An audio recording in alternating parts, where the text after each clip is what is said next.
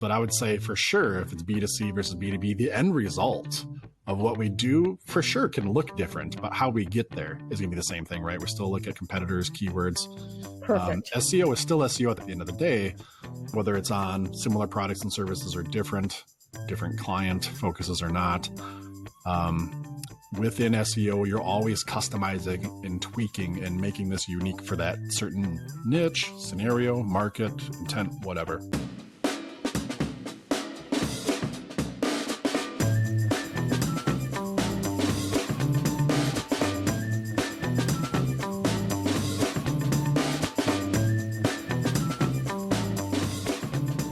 Welcome back to Local SEO Tactics, where we bring you tips and tricks to get found online. I'm your host, Jesse Dolan, here today with Sue Ginsberg. How's it going, Sue? Hello.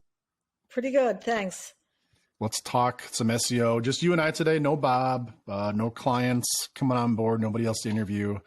But I do know we're going to tackle a tough question here. What are we talking about today? Today's question is there a difference between SEO for B2B and for B2C businesses? And this question comes to us from a very sharp business owner who we are in discussions with to help launch a new product that he invented and will be offered both through B2C and B2B channels.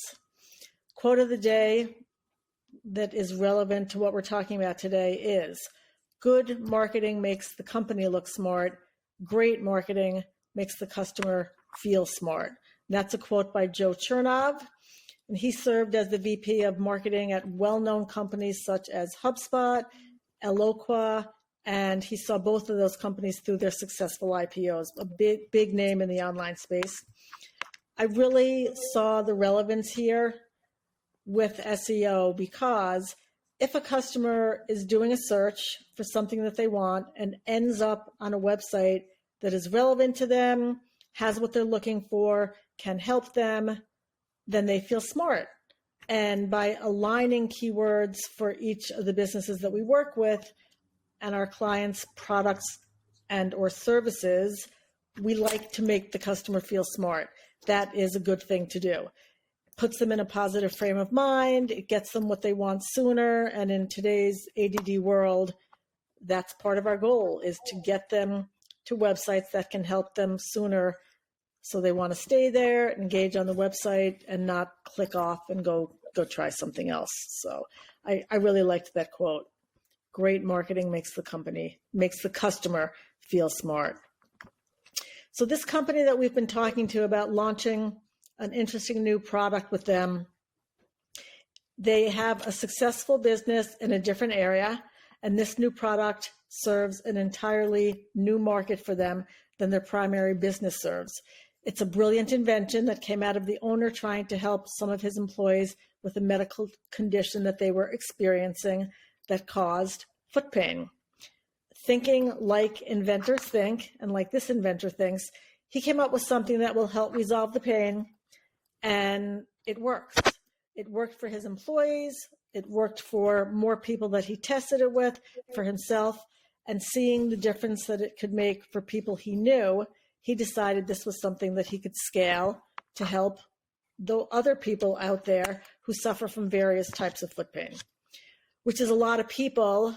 In my research on this, roughly 1 in 10 people, that's so high a percentage, will suffer from something like this sometime in their lifetime. The company's primary business is B2B, and selling B2C is new to them. In every conversation that we've had with them, and Jesse, you've been part of some of those, the owner has asked if we have the experience building websites and generating leads through SEO for B2C businesses. And we do, of course, work with both. In fact, we work with more B2C than we do B2B. And the workflow is the same. And I continue to share with him and other business owners that we talk to, the process and the workflow is the same for every client that we serve. And the differences is in how we apply it to their industry, to their target audiences, with their competitors, and the products and services that they specifically offer. given that this is a very smart business owner, and he continues to ask if B2B websites and SEO on them is different than B2C websites, I thought he may not be the only smart business owner who has this question.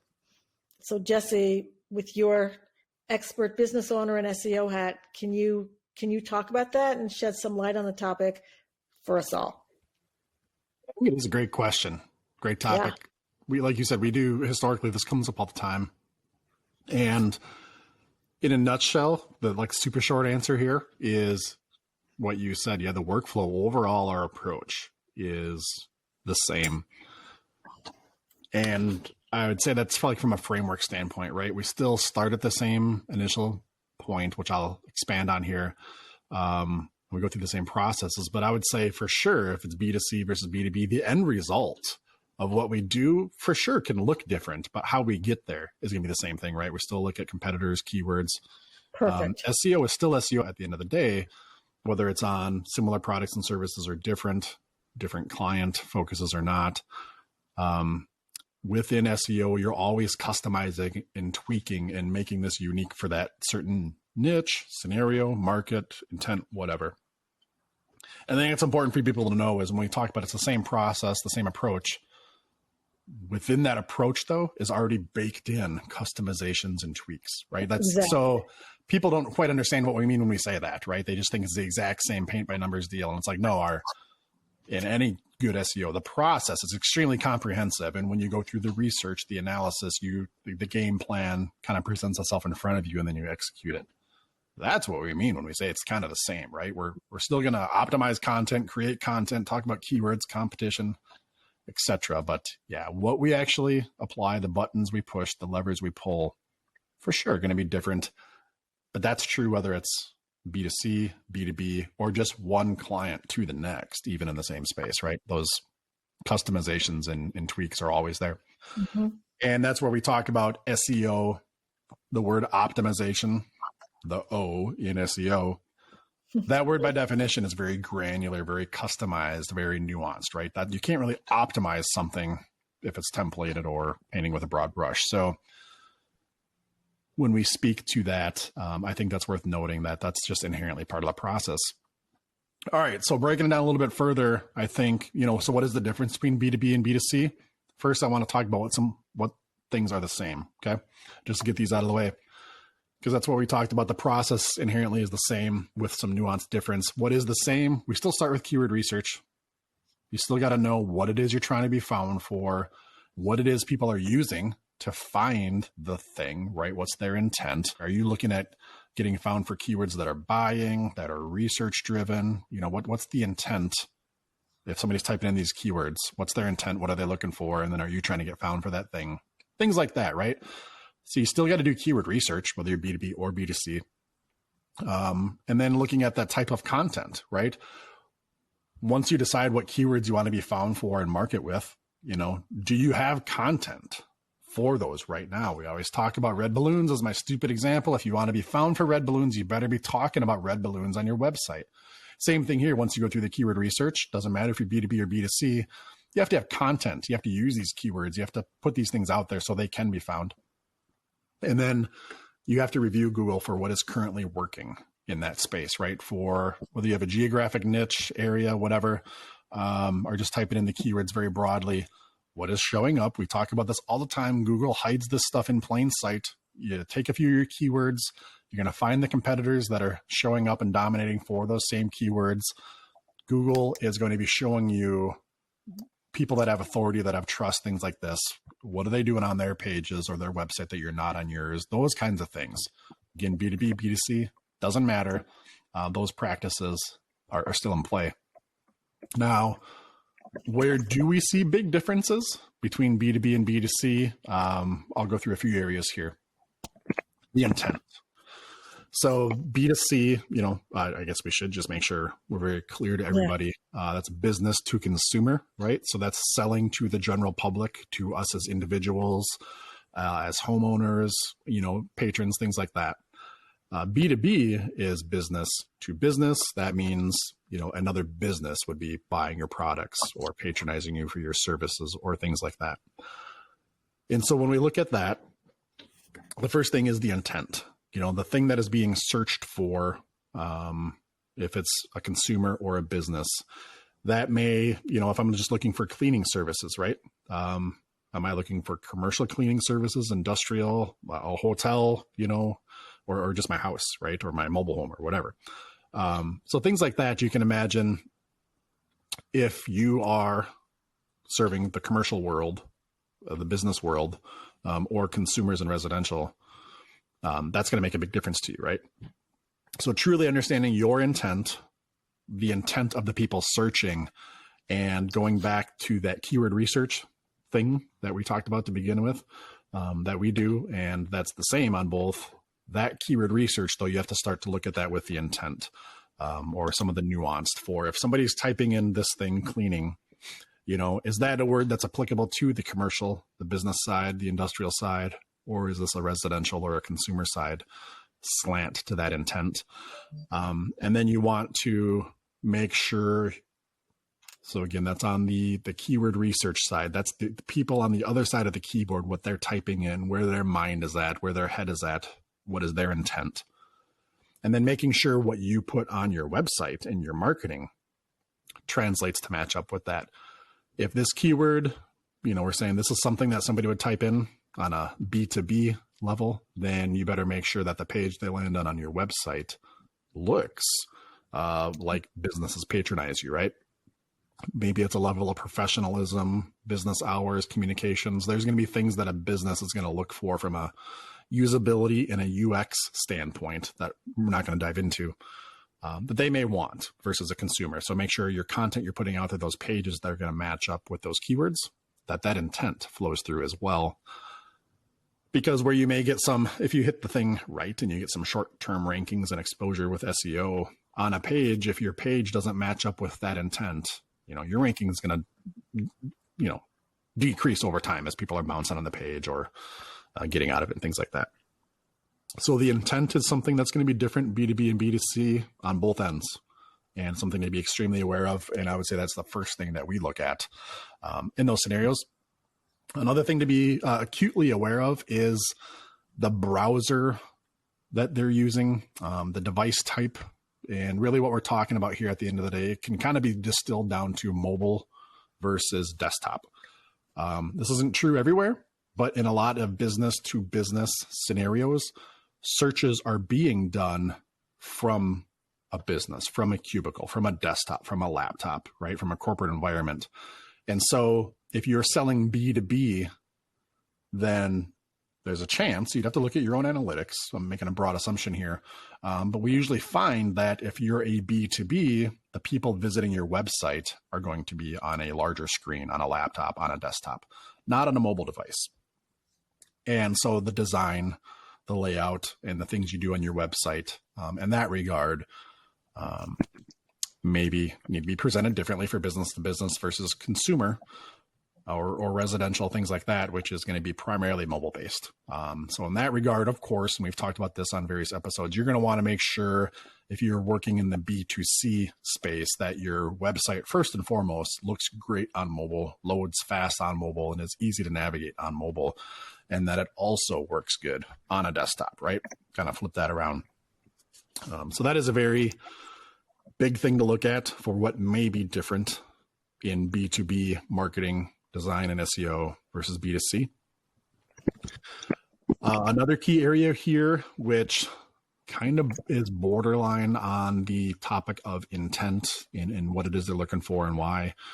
But this would be your visibility in the map pack with your Google Business Profile, your GBP, versus or in conjunction with your visibility of your website in SERP for the natural listings. We find that usually if it's a B2C type of a service, that's something that's very important to show up in the map pack. People are kind of looking for something quick, something to go to, what's coffee shop, phone repair, flower shop, auto repair, whatever it is. You're looking for something local, something near me, something nearby, something you're maybe going to call or just go up and show up at. The map pack is very important. The reviews, reading those testimonials, that kind of stuff. So your GBP in general seems to be more important. I shouldn't even say it like that. It's extremely important for both.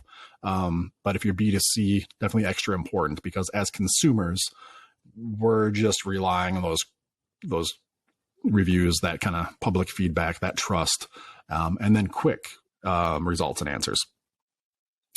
If somebody is in a B2B environment, they may be doing more research. Maybe the dollar amounts are higher. Maybe they're tasked this job of finding a solution or a vendor for a certain thing, and they have to compare against other people. Oftentimes we're finding in that B2B environment that there is more research, or you need to have more information, things like that. Because of that, they may not be as reliant to just go off of a high ranking in the map pack with your GBP or a high number of reviews. They may still go down and find your website, click on it to learn more, kind of do more overall research. So if you're B2B versus B2C, again, for areas that may be different, is your visibility in the SERP of your GBP, and with the amount of information on your site there is definitely something to look at. And then the last part that I have, Sue, that is different in a B2B versus a B2B, B2B versus a B2C environment, is how people are searching when it comes to the geographic areas. A lot of times when we're talking about SEO, if we want to optimize a page to be found for local search, local SEO, we're talking about, auto repair Minneapolis, auto repair near me. There's some kind of geographic tag when we talk local, like it's added to the search. Or you're just searching from that area, something like auto repair. Google now knows that for something like auto repair, that's a near me thing. You're not looking for auto repair 2,000 miles away. That would be kind of silly. Google's smart enough to kind of guess that intent and know that when you're typing in searches that have a local tinge to them, especially if it's a B2C type situation, you're going to be provided with local results. Often we find that a B2B search can be more prone to happening from out of the area. A business may have multiple locations, multiple branches, things like that. Maybe somebody in Chicago is tasked with finding a vendor in Minneapolis for a particular product or service, for whatever it may be. And so they're usually, I shouldn't say usually, a B2B scenario may be more prone to needing the SEO to be optimized for that city location, right? Using Minneapolis and auto repair together, because those searches may be more, instead of just auto repair as searched from Minneapolis or in Minneapolis, B2B searches from out of your geographic area where they're searching for that area, right? So if somebody's in Chicago, they're going to be typing in auto repair in Minneapolis or Minneapolis auto repair. The chance of them from out of market using your market's keyword from a geographic standpoint is much higher in a B2B scenario, just because of that context and how that can happen. So if you're B2B, what does this mean, right? What the hell am I talking about? If you're B2B and you're a product or service that has that connotation where people out of market are searching for you, right? Then I would definitely give extra attention. Although we always want to give this attention, your geographic area, but I would give extra attention in that B2B scenario for those cities, for the suburbs around, for things like that, for my local SEO. Because usually in that scenario, we find with our clients, if somebody's looking for a solution, right, they're again in Chicago, they're looking for a solution in Minneapolis, they want decisions. If you can be found, now they're contacting you saying, I need help. You look like you can help. It's kind of yours to lose. And that's a very profitable lead to get. That's a good position to be in. And usually is going to lead to repeat business if you're B2B. If you're B2C, of course, you have the opportunity to connect with somebody, develop a relationship, get referrals, get reviews and all that. But that's a big one in the B2B area that we put a little extra attention towards for the research side. Hey everyone, just a quick message about our free SEO audit tool on localseotactics.com, and we'll get right back to the show. If you haven't taken advantage of it yet, go on out to localseotactics.com/free SEO audit, or look for the yellow button up in the top right corner, click that, and it's going to take just a couple seconds. You enter in the page that you want to optimize, what you're looking for the audit to score against, enter in that page, enter in the keyword you're looking to get optimized for, and enter in your email address, click the button, and it's going to take a few seconds, and then it's going to send you off a PDF report via email. It's a great report. It's going to kind of give you an overall score of some vital SEO areas for that page and for your website at large, even though it's auditing this page. That's going to tell you some of the good things that are happening, some of the bad things that are happening too, and give you basically a checklist of some things that you need to shore up and what you can do to improve your SEO for that page, for that keyword that you're auditing. Now, you can use this as many times as you want. You can do multiple keywords, multiple pages, multiple keywords on the same page. You can even use this to check against your competitors, right? If you want to do a little reverse engineering, see how they're scoring for a certain keyword, what they may be doing good that you're not, and some things to improve there. So lots of different ways to use it, completely free. Again, go on to localseotactics.com/free SEO audit, or look for the yellow button in the top right corner of the website. All in all, in summary, Sue, I'd wrap it back to saying, yeah, these are very similar. SEO is SEO, whether it's e-commerce, whether it's B2B, whether it's B2C. We are confident in our abilities, and broadly speaking, SEO is the same. That being said, yeah, we'll go down that path. We'll take all these different forks in the road, depending on what that scenario is. And the recipe we implement is going to be different for every client and every segment, B2B, B2C, or e-commerce. But yeah, the underlying principles really are still the same there. So clear as mud for everybody, I am sure, just like most SEO things once we really dive into the technical details. But I hope that maybe demystifies or helps to compartmentalize some of those things for everybody. Well, I can see how it's confusing because we say the workflow is the same, yet it's customized for each client. And maybe a good analogy is when you're building a house, there is a workflow that is repeated. You're starting with the foundation, and then you're putting up whatever you put up next. And obviously, every house looks very different from every other house, but this process and the steps that you take to build it are consistent, and then you customize within that. So much of SEO, people like to think when we talk with clients or prospects that there is just recipe that you just kind of implement into it. Kind of piggybacking off what you're saying there, if you could think of that every time you had to build a house or a building, mm-hmm. if you also had to take into account what all the other buildings and houses around are doing, and like how do you stand out from those houses too, right? You can't just put your cookie cutter building design in there. You start with that, and then you have to look at what else is around and what's happening, and then customize it for that application. That part, as you know, internally, that's at the very front of our process. That kind of dictates everything else that happens. And that's a hard thing to relay to people on the front side is all those customizations and tweaks, because you really don't know that until you do that research and see what's happening. But that's where the difference really does come in, or how these start to separate and go down their own paths. I'm really glad you said that, because what we're talking about here is not the same as, yes, it's cookie cutter.